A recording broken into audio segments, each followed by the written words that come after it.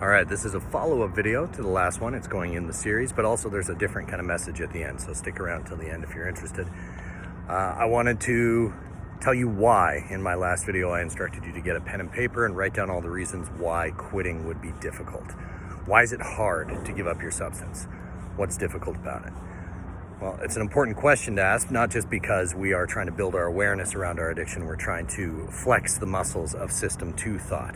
That's slow, conscious, deliberate thinking that helps us problem solve our way out of the struggles of our life. But also because if you know why you're using, that's a game plan. You can use that to create solutions to fill the very real needs that your addiction was filling for you. All right, so you should have a list in front of you. It should be at least 3 or 4 things long, but really there's 1 or 2 core ones. So I'll just use mine as an example. I used because I was disconnected with people. I used because I was lonely.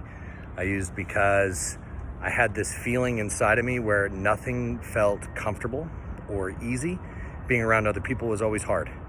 And I remember very vividly the first time I ever took a drink, I remember thinking, this is what normal people must feel like, right? Like they're not worried about what everybody's thinking. All of a sudden I just felt relaxed.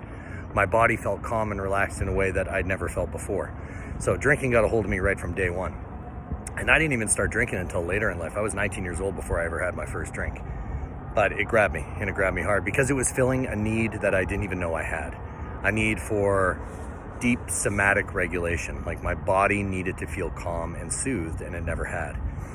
Then as my addiction progressed, I got more and more isolated from good friends, good people. My relationship suffered. So then the reasons why it was hard for me to quit changed. They became more about loneliness or just finding some kind of reprieve from my negative thoughts that I had all the time. All right, so whatever your list is in front of you, whether it's boredom or loneliness or withdrawal or just to feel normal around other people, that's your game plan now.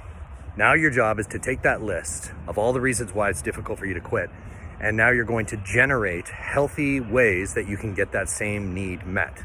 So take boredom, for example.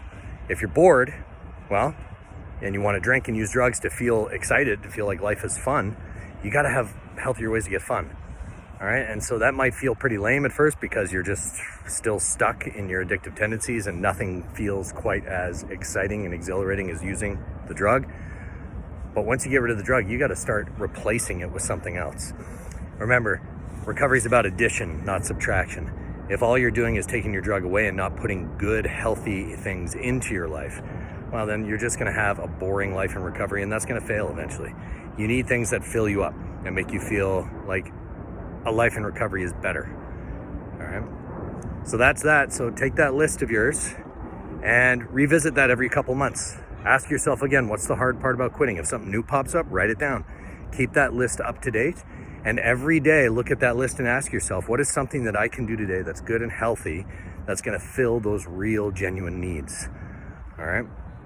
Treat your recovery like it's trying to tell you something real and important, because it is. All right, that's the first part of the video done. Now the second part, you may notice I'm walking outside, not my usual video from the car. That's because this morning I felt pretty depressed. Not emotionally, but physically. My body felt down. I felt sort of the shakiness in my chest, and I just knew that I wasn't doing too well. So I knew that I had to get out and do something different. So this is me very literally managing my mood just by making myself go for a walk outside that I didn't really want to go on. But that's what we do, okay? System 1, the automatic, quick, habitual patterns that we've been stuck in our addiction, that System 1 would tell me stay at home, play video games, do things that are comfortable, like don't challenge myself, all right? It wants to keep me stuck in comfort. But I recognize that's wrong, and so I use my System 2 thought. I use my plans, my strategies to get out of addiction, and I force myself. I force myself to get out and go for a walk that I don't want to. And wouldn't you know it, I feel better already. So just know that you don't always want to do the right thing, but you have to make it into a habit. A lasting, disciplined habit. If you can do that, well, you're well on your way. So make that list, check it out, figure out what your needs are from your addiction, and then get to work. Do something right now that'll help you. Thank you.